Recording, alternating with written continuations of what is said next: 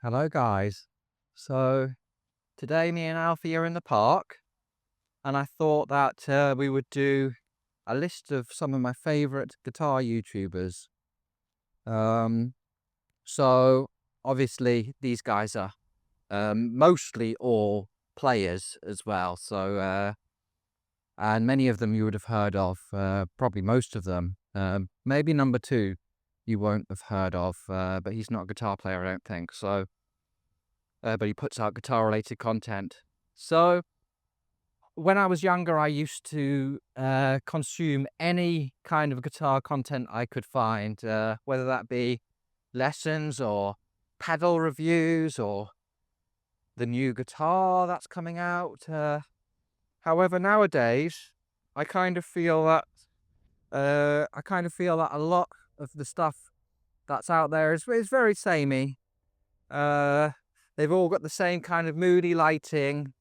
They've got the same kind of purpley pink LED lights behind them and their wall of headless guitars. Nothing wrong with any of that stuff. Maybe I should take some notes and my channel would grow a bit, but still, I just find it a little bit samey. So I'm going to talk about some guys who I really think stand out from the crowd. So at number 5, this is going to be a top 5 because my top 10 last time took donkey's years. So yeah, anyway, so at number 5, I'm going to put the absolutely stunning guitar player, Antoine Boyer. So excuse my pronunciation as always of these French names, but that's what I'm going for, Antoine Boyer. And so yeah, first time I heard him, he did this kind of contemporary classical style piece called Explorations, and I remember thinking, wow, this guy's got some really interesting ideas, and I was blown away by it. Then a little bit later he released his arrangement of Norwegian Woods by the Beatles, and I was just blown away. I just remember thinking, wow, the levels that this guy's taking counterpoint to in kind of the jazz guitar context was something that I'd never really heard before. As I say, in that context, obviously people do that in classical, but this guy was really, Antoine was really bringing it into the jazz arrangement kind of scene, and it was really fresh, really creative. I was blown away. So obviously since then, he has released so much beautiful music. He did an amazing album with kind of Spanishy guitar player, flamenco-y kind of guitar player called Samuelito, and they wrote some absolutely beautiful music for that album. It was absolutely wonderful. And obviously recently he's putting out his new album. He's putting out a new track. I think it's every Friday. But the last one I heard was an arrangement of a Scarlatti sonata. I've listened to all of them that he's put out so far, and they're all incredible. There'll be a new one by the time you watch this, but so I presume most of you will know Antoine Boyer if you're watching my little YouTube channel, but if for whatever reason you don't, then check him out because it's just absolutely stunning. Without a doubt, one of the, well, in my mind, he's the standout guitar player of the younger generation, but I don't want to give too much away for future lists. However, the reason he's not higher up on this YouTube ranking is because he's so good that he doesn't have to, scrape the bottom of the barrel when it comes to YouTube and start putting out more just content where he's like talking and doing that kind of stuff.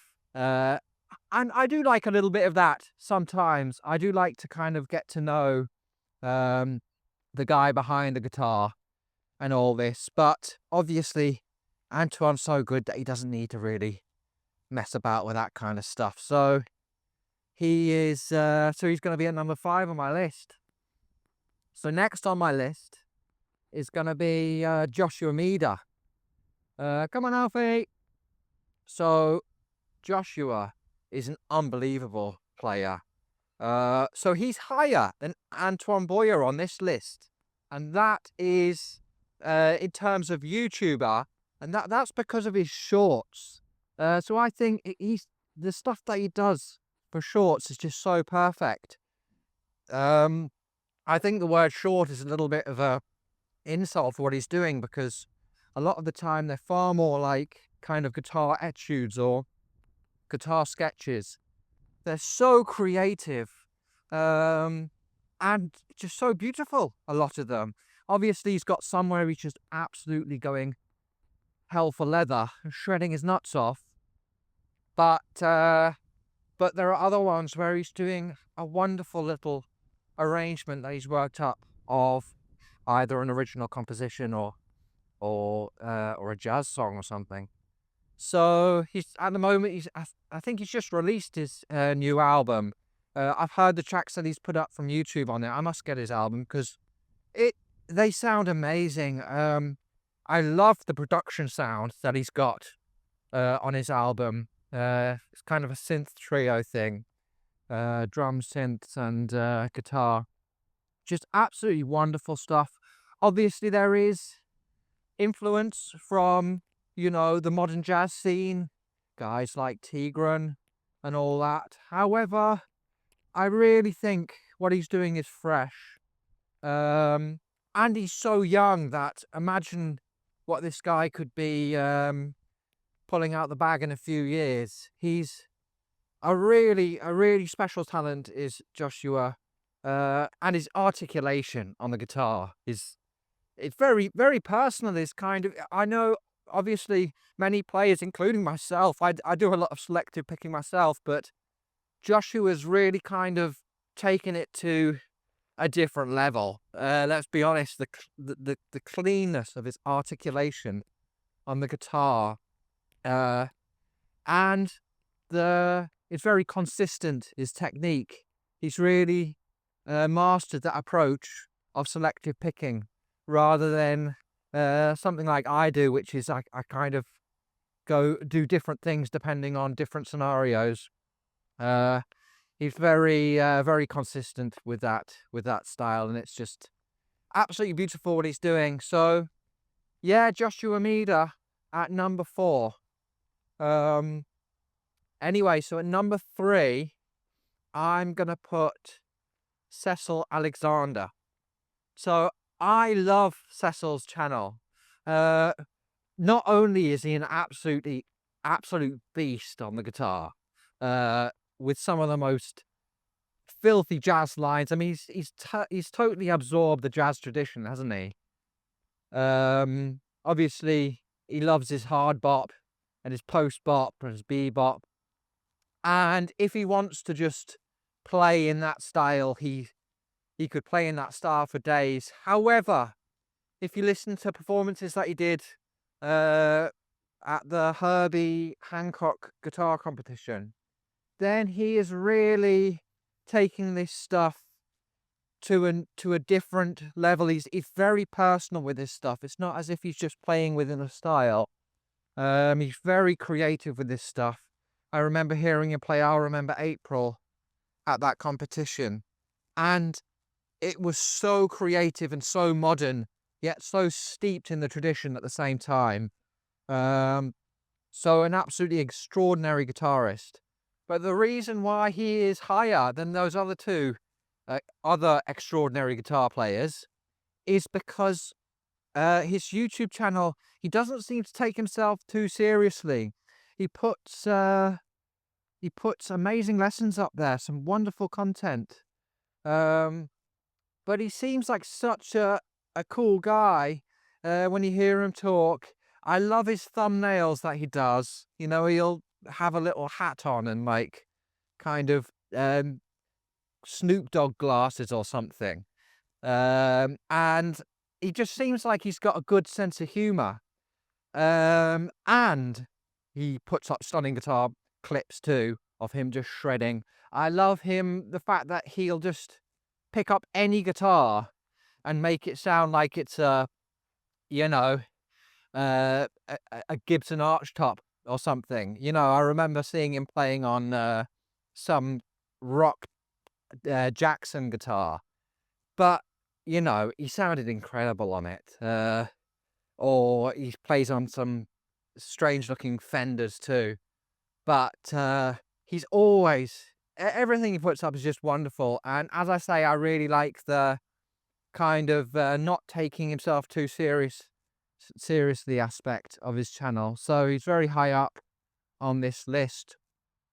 So next we've got, this is a channel where I don't really think this guy plays guitar like the other guys, at least. He just puts up clips of Alan Holdsworth, or at least he did. So at number 2, I'm going to put Spirit Nirvana.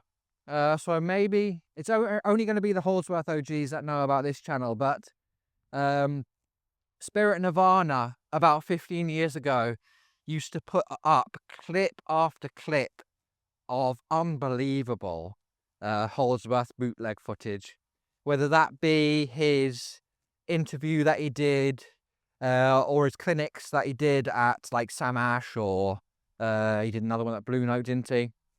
Or just incredible live performances. So yeah, that channel is a gold mine for any Alan Holdsworth fan. And yeah, Spirit Nirvana really did the community proud with that channel. He's kind of, obviously Holdsworth isn't with us anymore, so he's kind of changed what the channel's about recently, and I'll be honest, I haven't really checked it out. He seems to be kind of talking about like spirituality or something, and I'll be honest, it's just not the kind of stuff that I would be watching. However, he is still very high up this list because of all the gold he dropped all that time ago. I remember looking forward to the next Spirit Nirvana video when Alan was still with us. So yeah, Spirit Nirvana at number 2 for his stalwart service to the Holdsworth community.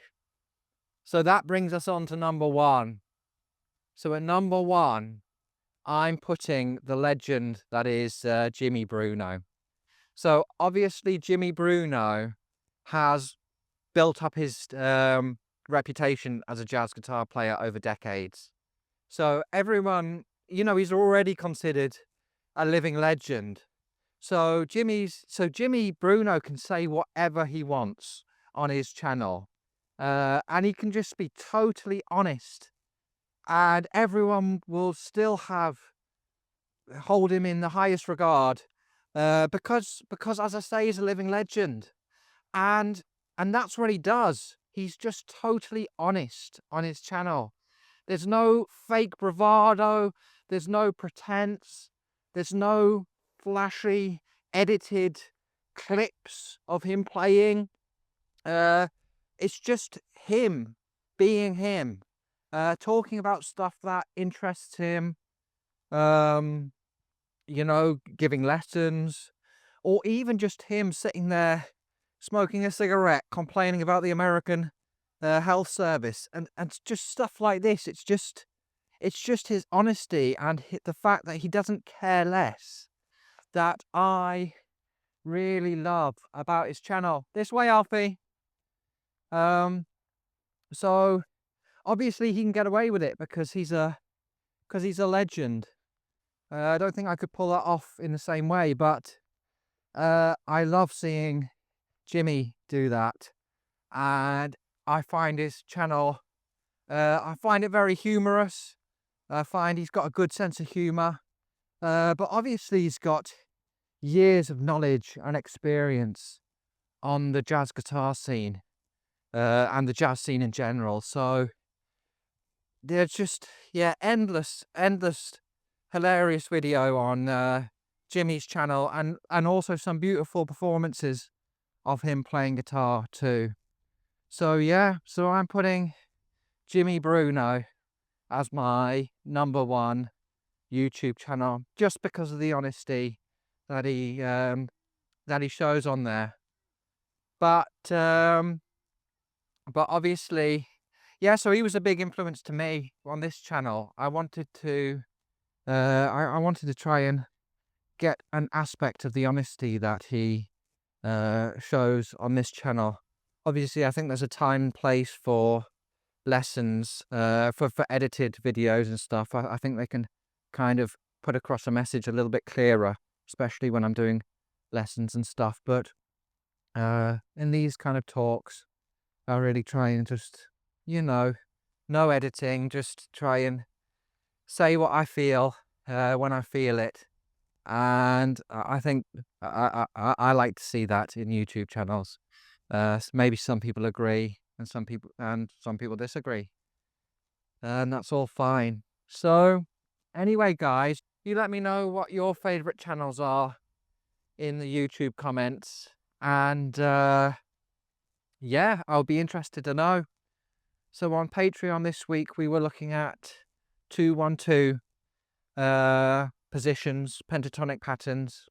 So if you want to go any into depth on that, then please check me out over there. Obviously, it's just going into further detail like we've talked about on the YouTube video. So if you haven't seen the YouTube video, please check that out too. As always, thanks to anyone who supports the channel and in any way, whether that be liking, subscribing, or writing a comment, or supporting me over on Patreon, or thank you for everyone who's bought my books. If anyone wants the Outside Secrets cheaper, I'll say this at the end of the video for people who've stuck around, then it is available right now. I know it's written as a pre-order, but I'm just holding it back before I get to publicizing it on YouTube. So that is available, as is the Foundation and Visualization book. They're all available. If anyone wants to get a discount on those books, then and I'll send it to you straight away. So but thanks to anyone who has purchased any of my books. I really appreciate that. I really appreciate the support. Anyway, guys, me and Alfie will be back for another video next week, and as always, there'll be another lesson on Tuesday talking about alternative pentatonic scales. This time it's going to be the minor 6 pentatonic scale, so starting to get a little bit more interesting, which will be nice for me. But anyway, guys, thanks for listening, and we're going to head home now, and I'll see you soon. Take it easy.